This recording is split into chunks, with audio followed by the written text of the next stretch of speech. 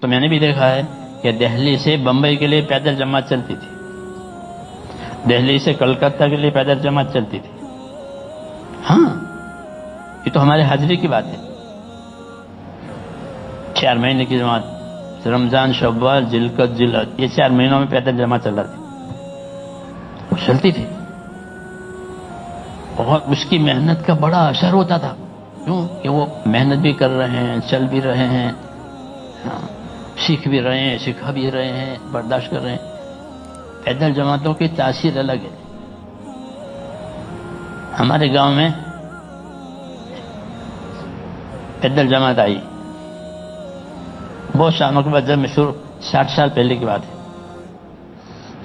جب میں مدرسے سے فارغ ہو کر آپ کی طرح سے اگر گاؤں میں پڑھانے لگا نا، تو میں جماعت میں نہیں جاتا تھا، لوگوں پر اعتراض کرتا تھا۔ جی ہاں، کیونکہ پڑھنے میں ذرا آگے رہتے تھے تو کتابیں یاد ہوتی تھی، تو اس لیے ہمارے ضلع کے جو بعض ساتھی تھے وہ بیچارے ہمارے گاؤں میں آنے سے ڈرتے تھے کہ وہ اعتراض کرے گا اور یہ کام نہیں ہے۔ تو وہ جماعت پیدل آئی بمبئی سے، اس میں ایک عبدالرحمن تھے، نو مسلم تھے وہ، تو وہ اپنی سرگزشت سناتے تھے۔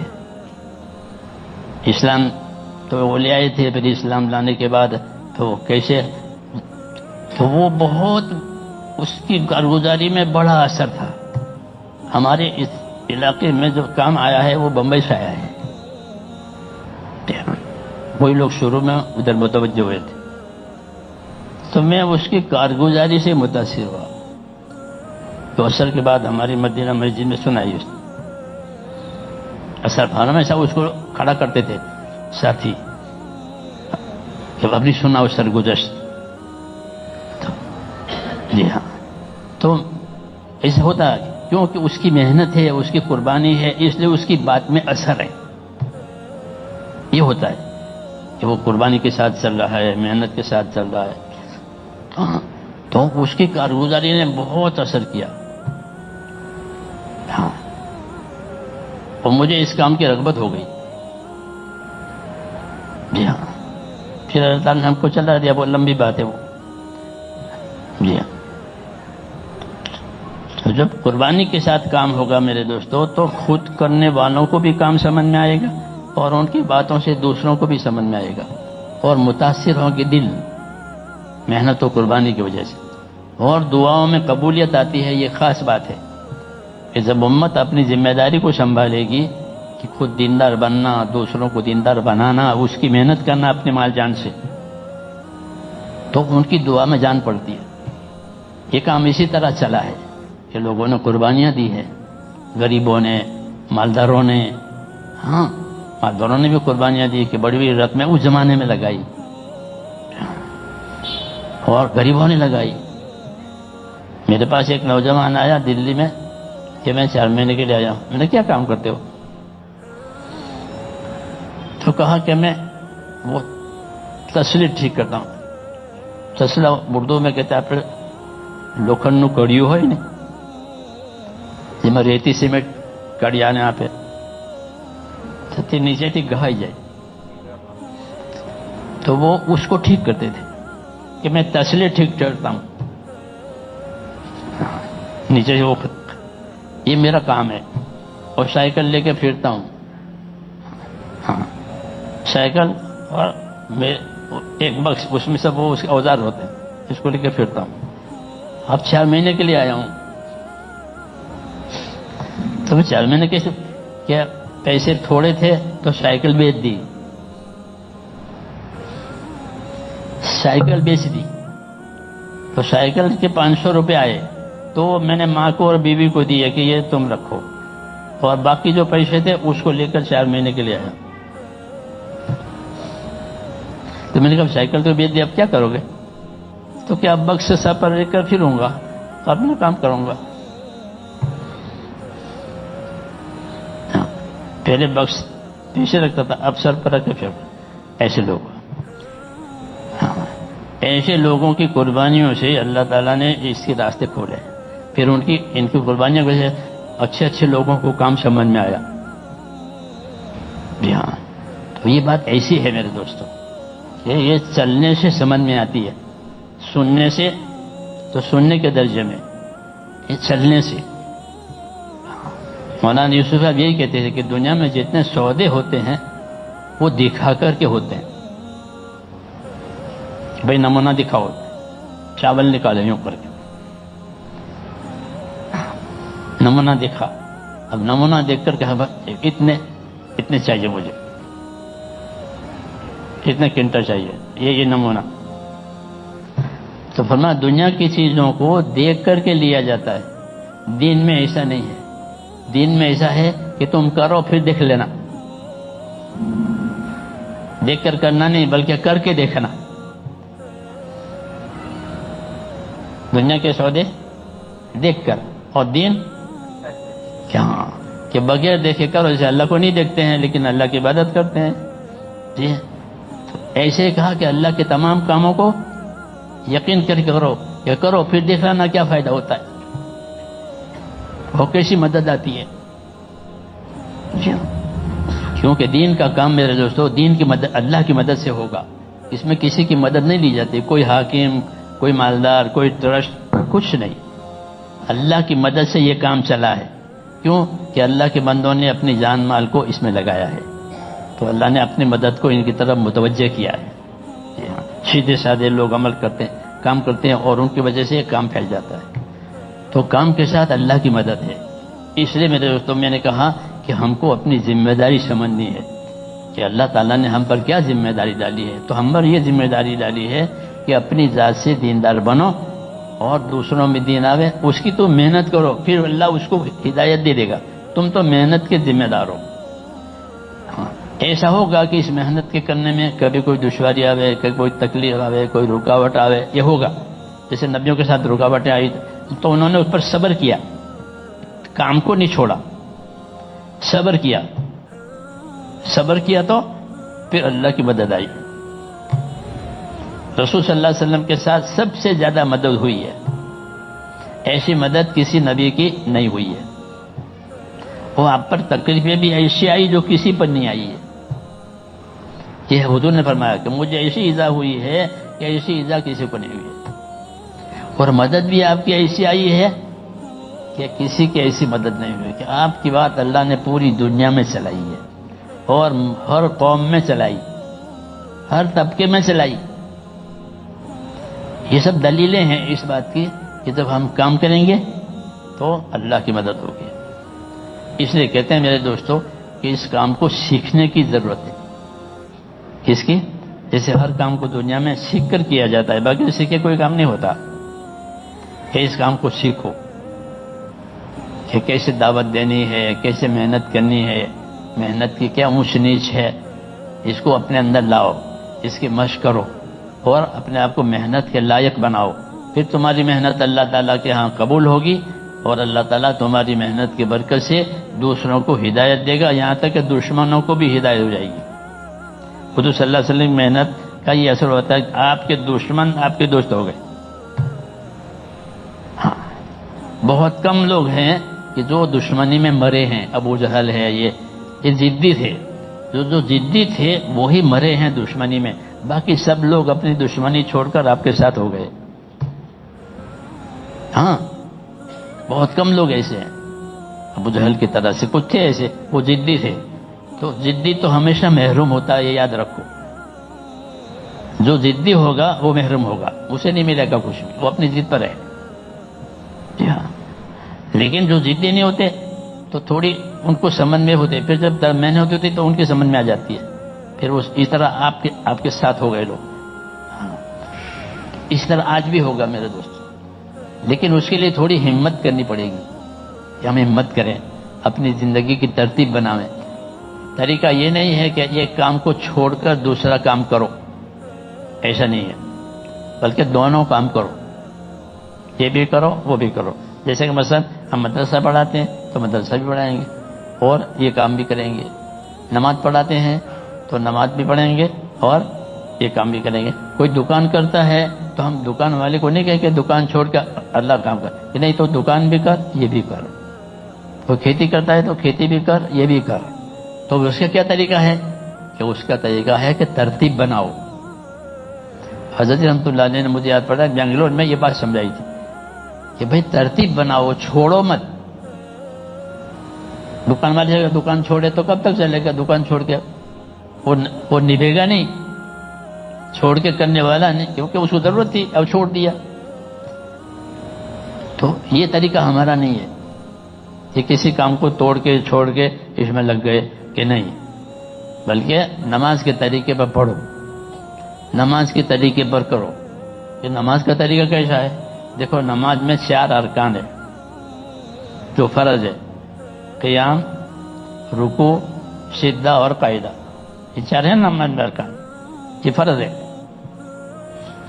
تو اس کی ترتیب بنائی ہے، ورنہ اگر آدمی قیام میں ہے تو رکوع کیسے کرے گا بتاؤ، اور رکوع میں ہے تو سجدہ کیسے کرے گا، اور سجدے میں ہے تو قاعدہ کیسے کرے گا. یہ چاروں ارکان اپنی حیت میں ایک دوسرے کے مخالف ہیں. میری بات سمجھ رہے ہو؟ قیام کرنے والا رکوع نہیں کر سکتا، کر سکتا ہے. تو شریعت نے اس کی ترتیب بتائی کہ پہلے قیام کر لو، اور قیام پورا ہو جاوے تو پھر رکوع میں جاؤ، اور رکوع پورا ہو جاوے تو پھر سجدے میں جاؤ، اور سجدہ پورا ہو جاوے تو قاعدہ کو.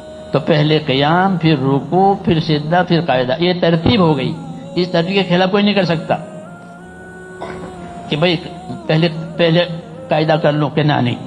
اس فرما صلو کما رأیتمونی اصلی، ایسی نماز پڑھنا جیسے مجھ کو نماز پڑھتے ہوئے دیکھا ہے. یہ بات دین کے ہر کام میں ہے، خالی نماز میں نہیں. نماز کا تو نام لیا ہے اور مقصود پورا دن ہے کہ پورے دن پر اس طرح چلنا جس طرح میں بتاؤں، یہ مطلب ہے. تو ترتیب نبی بتاوے گا، کیونکہ انہوں نے عمل کی دعوت دی ہے، تو پھر عمل کی ترتیب بھی وہی بتاویں گے. جیسے نماز کی آپ صلی اللہ علیہ وسلم کو دعوت دی ہے کہ نماز پڑھو، تو پھر نماز کی ترتیب بھی بتائی. اس طرح دین کی بھی اس طرح سے. اس لیے میرے دوستو اس محنت کو ترتیب سے سمجھنا ہے کہ ایک کام توڑ چھوڑ کے دوسرا کام نہیں کرنا ہے. تو کیا کرنا، کیا ترتیب، ایک وقت اس کام کو دینا ہے، ایک وقت اس کام کو دینا ہے. اگر اس کی ترتیب ہو گئی تو کام آسان ہو جائے گا. کسی کام کو چھوڑو مت. ہاں، مدرسہ بھی ضروری، مسجد بھی ضروری، دکان بھی ضروری، اور تبلیغ بھی ضروری. کیوں کہ تبلیغ نہیں ہوئی تو پھر بے دینی آئے گی، وہ نماز بھی بگڑ جائے گی. بغیر دین کی نماز ہوگی، بغیر سیکھے نماز ہوگی، وہ نماز ہوگی. اور دکان میں بھی حلال حرام کی تمیز نہیں ہوگی، دین نہیں ہوگا. تو ہاں، کہ دین ہونا تو ضروری ہے، اور دین محنت سے آئے گا. سیکھنے کی محنت، سکھانے کی محنت، دعوت کی محنت، اس سے آئے گا دین. جب دین آئے گا تو ساری چیزوں میں نماز بھی دین والی ہوگی، سنت والی ہوگی، کاروبار بھی شریعت والا ہوگا، نکاح بھی شریعت والا ہوگا، لباس بھی شریعت والا ہوگا. سب چیزوں میں دین آئے گا. جیسے بارش سے سب چیزیں زندہ ہو جاتی ہے. حضور فرماتے ہیں میری بعثت اور میرا علم ایسا جیسے بارش، کہ بارش سے سب چیز زندہ ہو جاتی ہے. ایسا جب یہ کام آپ کے ترتیب پر ہوا تو ساری چیزوں میں دین آئے گا. ہاں، کاروبار میں بھی دین آئے گا، نکاح شادی میں دین آئے گا، لباس میں بھی دین آئے گا، ہر چیز میں دین آئے گا. بارش برسنے سے ہر چیز زندہ ہو جاتی ہے. تو یہ محنت ایسی ہے. اس لیے کہتے ہیں ایک وقت میں یہ کرو، ایک وقت میں یہ کرو. اس کی ترتیب بناؤ، اور ترتیب خود ہی بناؤ، کیونکہ خود بناؤ گے تو نبھاؤ گے. کوئی دوسرا بنا کر دے گا تو کیسے نبھے گا. خود بناؤ کہ مجھے اس وقت میں یہ کرنا ہے اور اس وقت میں یہ کرو، تو پھر انشاءاللہ اللہ تعالیٰ اس کو آسان کریں گے. پہلے دشواری آئے گی، پھر آسانی آتی ہے. ہر کام میں یہ خدا کی ترتیب ہے کہ ہر کام میں پہلے دشواری، اس کے بعد آسانی. نیا جوتا آپ خرید کے پہنو تو وہ جوتا پاؤں کو کاٹے گا. جوتا کاٹتا ہے نا پاؤں کو، نیا جوتا. ہاں، لیکن پہنتے پہنتے پھر پاؤں اس کا عادی ہو جاتا ہے، پھر پاؤں اس کو اندھیرے میں پہن لیتا ہے جو کہ یہ میرا جوتا ہے. آسان ہو گیا. نیا مشکل، ایسے ہر کام میں ابتدا مشکل، تو اللہ نے بشارت دی ہے ان مع العسر یسرا، ان مع العسر یسرا، یہ بشارت ہے کہ گھبراؤ مت، دشواری کے ساتھ آسانی ہے، گھبراؤ مت، دشواری کے ساتھ آسانی ہے، تاکہ ہمت کرے، نہیں تو شیطان اس کو ڈراوے کہ تمہارا کیا ہوگا، تمہارا کیا ہوگا، کہ کچھ نہیں ہوگا، جو اللہ نے لکھا ہے وہ ہوگا، اس کو تو اتنا ہی جواب دینا ہے۔ حضور کو یہ جواب سکھایا ہے کہ کیا ہوگا، میرا اللہ نے لکھا ہے وہ ہوگا، اور بات بھی یہی ہے، جو اللہ نے لکھا ہے وہ ہوتا ہے، دوسرا ہوتا نہیں ہے۔ تو ان کو تو یوں خاموش کیا گیا شیطان کو، اور خود اللہ کے وعدوں کا یقین کر کے چلو، اللہ کے وعدے سچے ہیں۔ ہاں اللہ کے وعدے، اور یہ کام اسی طرح ہے کہ یہ کام اللہ کے وعدوں پر نظر کر کے، کہ اللہ نے کہا ہے کہ جو محنت کریں گے ان کو ہدایت دیں گے، اور جو دین کی مدد کریں گے خدا ان کی مدد کرے گا، ان کے مسئلوں کو اللہ حل کرے گا۔ ہاں تو یہ کام ایسا ہے میرے امت کے مسائل اللہ تعالی حل کرے گا، کیونکہ امت میں دین آئے گا، تو الحمدللہ اس کام کی برکت سے دنیا میں دین گیا۔ ہاں ہر جگہ اور ہر طبقے میں دین پہنچا۔ جی ہاں، یہ کہاں کہ اللہ کی مدد سے پہنچا ہے۔ جی ہاں، اس لیے میرے بھائیوں ہمیں اپنی اس ذمہ داری کو سنبھالنا ہے، تاکہ ہماری زندگی دینی بنے اور امت کی زندگی بھی دینی بنے اور ہماری آخرت بنے، اور کچھ لینا نہیں ہے لوگوں سے۔ کیا بنانا ہے کہ ہماری آخرت بنے؟ ہم تو آخرت بننے کے لیے کریں، کیونکہ جو آخرت بننے کے لیے کرے وہ کرتا رہے گا، جو کسی غرض کے لیے چلے گا وہ نہیں چل سکے گا، جب اس کی غرض پوری ہو جائے گی تو چھوڑ دے گا، اور غرض کی نہیں پوری ہوئی تو بھی چھوڑ دے گا، کہ کیا فائدہ۔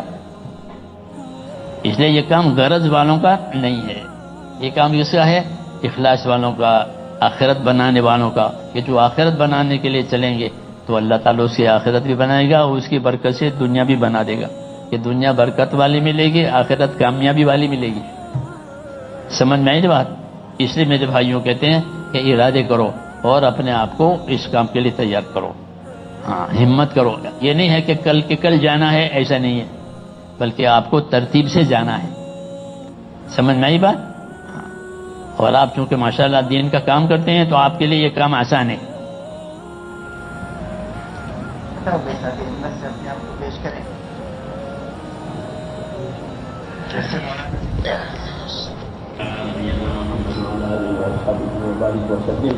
اللهم لك الحمد كله ولك الشكر كله ولك الملك كله بيدك الخير كله واليك يرجع الامر كله لا اله الا الله وحده لا شريك له واشهد ان محمدا عبده ورسوله اللهم صل وسلم وبارك على سيدنا محمد نبی الامي وعلى وصحبه اجمعين۔ اے اللہ ہماری مغفرت فرما، اے اللہ ہماری اور پوری امت کی پوری مغفرت، پوری امت سے درگزر فرما، امت پر سے اپنے ناراضگی کو اٹھا لے، اور اے اللہ پوری امت کو آپ کی رضا والے راستے پر ڈال دے، امت کی صلاحیتوں کو دین پر قائم فرما دے، امت کی صلاحیتوں کو برباد ہونے سے بچا دے، امت کے مالوں کی، جانوں کی، آبرو کی، دین ایمان کی ہر جگہ حفاظت فرما دے، اور ہر خیر سے امت کو مالا مال فرما، اپنی اپنی ذمہ داریوں پر کھڑا ہونا ہمارے لیے آسان فرما، موت تک اخلاص اور استقامت کے ساتھ اپنے دین پر قائم ہونا ہمارے لیے آسان فرما، مرنے کا وقت آئے تو ایمان پر خاتمہ نصیب فرما، حسن خاتمہ نصیب فرما، سوئے خاتمہ سے حفاظت فرما، موت اور مابعد موت میں ہمارے لیے برکت مقدر فرما، موت کے بعد کی ہلاکتوں سے حفاظت فرما، موت کے بعد آنے والی ابدی رحمتوں سے مالا مال فرما، پریشان حالوں کی پریشانیاں دور فرما، محتاجوں کی مدد فرما، بیماروں کو صحت عطا فرما، ضرورت مندوں کی جائز ضرورت